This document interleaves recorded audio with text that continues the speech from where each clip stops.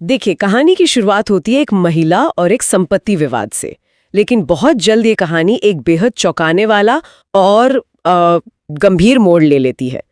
वो महिला 3 अलग-अलग पुलिस अधिकारियों पर अलग-अलग मौकों पर यौन उत्पीड़न और बलात्कार का आरोप लगाती है। एक नहीं 3 अलग-अलग अधिकारी, ये तो बहुत ही गंभीर बात है। जब एक पुलिस अधिकारी संपत्ति विवाद पर अकेले में बात करने के बहाने उनके घर आया और कथित तौर पर उनके साथ बलात्कार किया।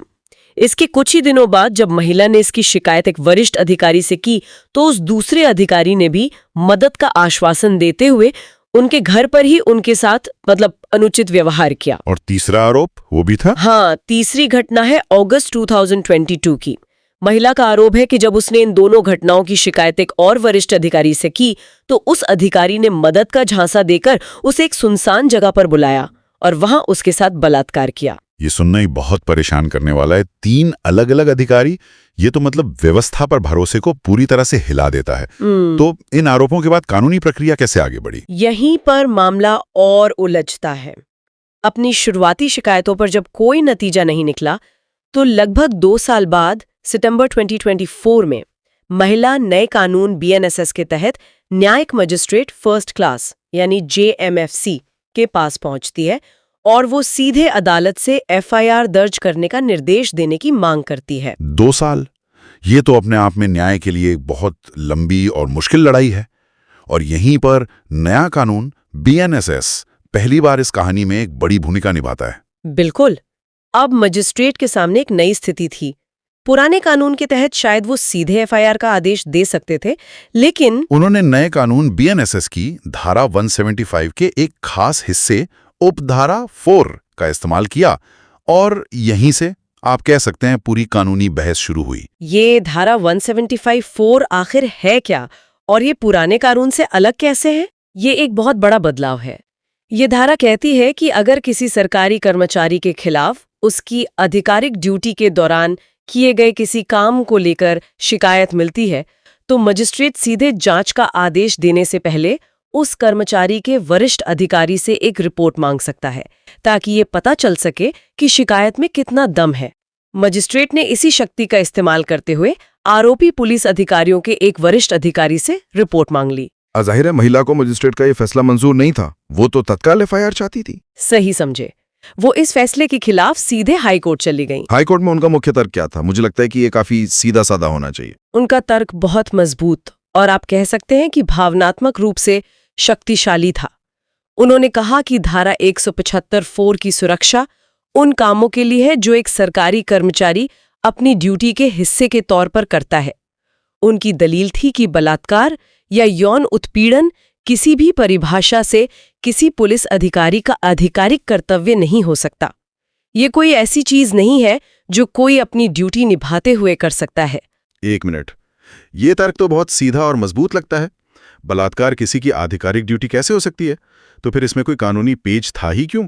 क्या राज्य सरकार ने सीधी सीधी बात को चुनौती दी? आपने बिल्कुल सही नब्ज पकड़ी है। यहीं पर कानून की व्याख्या का असली खेल शुरू होता है। पुलिस और राज्य सरकार का पक्ष भी बहुत स्पष्ट था।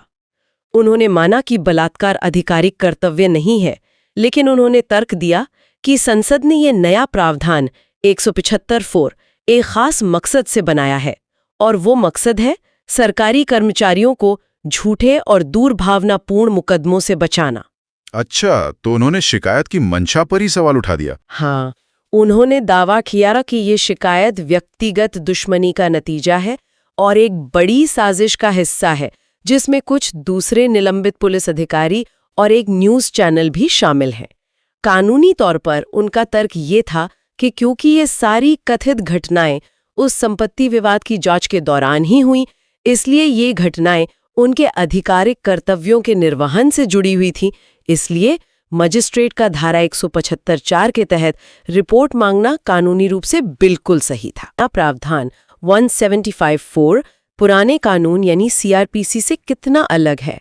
CRPC की धारा 156(3) के तहत मजिस्ट्रेट के पास सीधे FIR का आदेश देने की शक्ति थी, लेकिन इस तरह की प्रारंभिक रिपोर्ट मांगने की कोई स्पष्ट प्रक्रिया नहीं थी।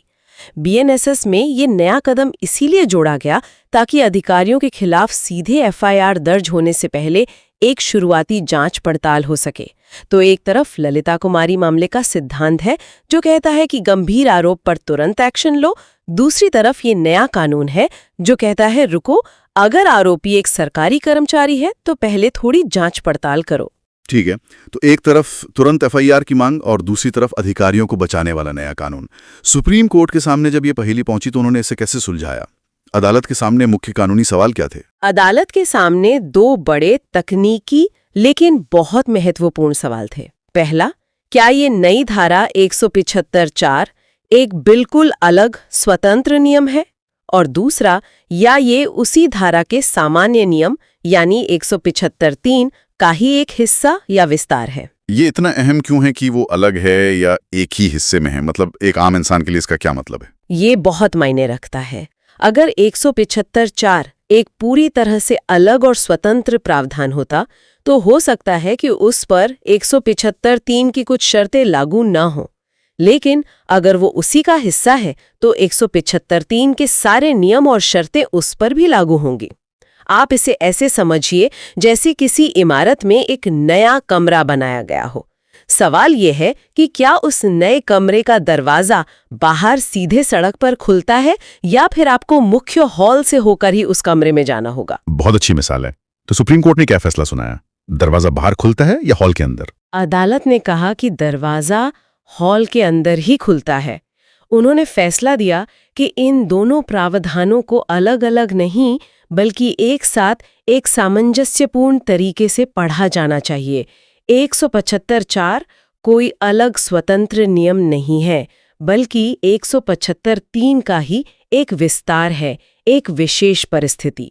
इसे और सरल शब्दों में कैसे समझ सकते हैं? अदालत के तर्क को आप ऐसे समझिए।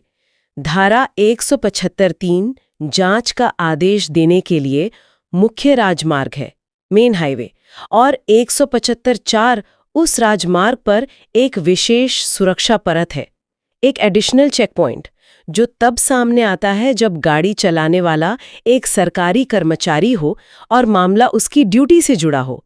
आपको मुख्य राजमार्ग के सभी ट्रैफिक नियमों का पालन तो करना ही होगा और फिर इस अतिरिक्त चेक पॉइंट से भी गुजरना होगा।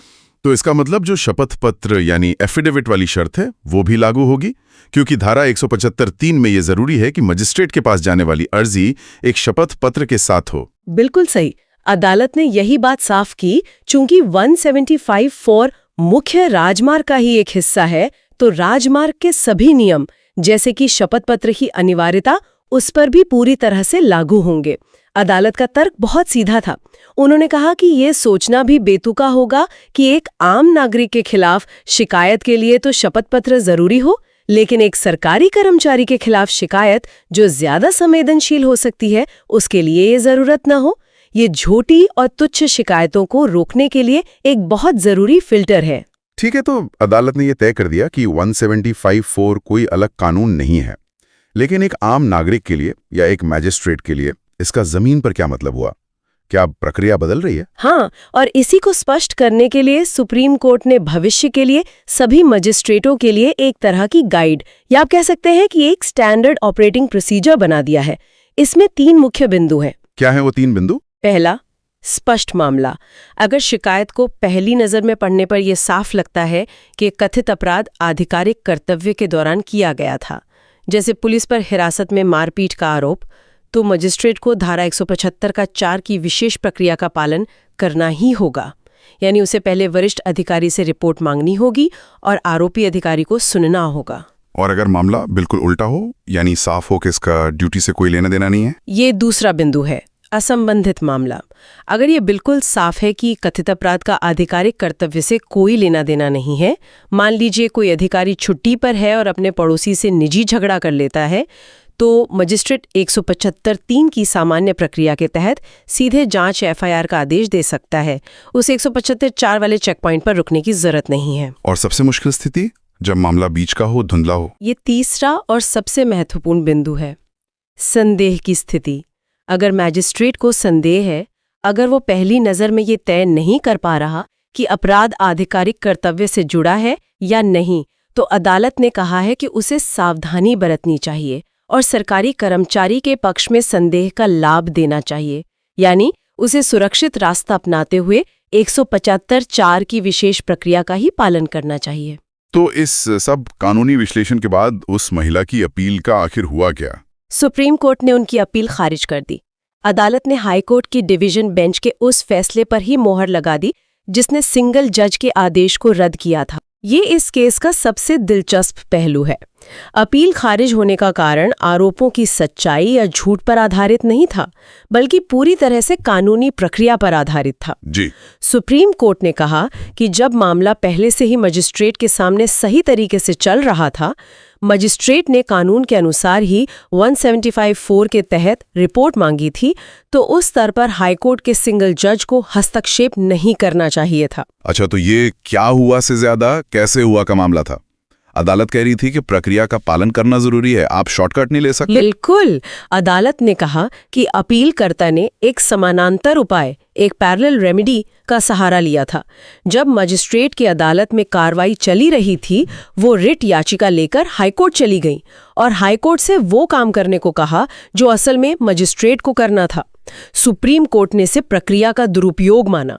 आप एक ही मामले के लिए एक ही समय में 2 अलग-अलग दरवाजे नहीं खटखटा सकते। तो इसका मतलब मामला वापस वहीं पहुंच गया जहां से शुरू हुआ था। हाँ, मामला वापस उसी मजिस्ट्रेट के पास चला गया है, लेकिन इस बार एक बहुत बड़े अंतर के साथ। और वो अंतर क्या है? अंतर ये है कि अब उस मजिस्ट्रेट के पास सुप्रीम कोर्ट द्वारा निर्धारित एक बिल्कुल स्पष्ट रोड मैप और दिशा निर्देश है। अब मजिस्ट्रेट को सुप्रीम कोर्ट की बनाई उस 3 सूत्री गाइड के आधार पर यह तय करना होगा कि ये मामला स्पष्ट है, असंबंधित है या संदेह की श्रेणी में आता है, और फिर उसी के अनुसार अगला कदम उठाना होगा।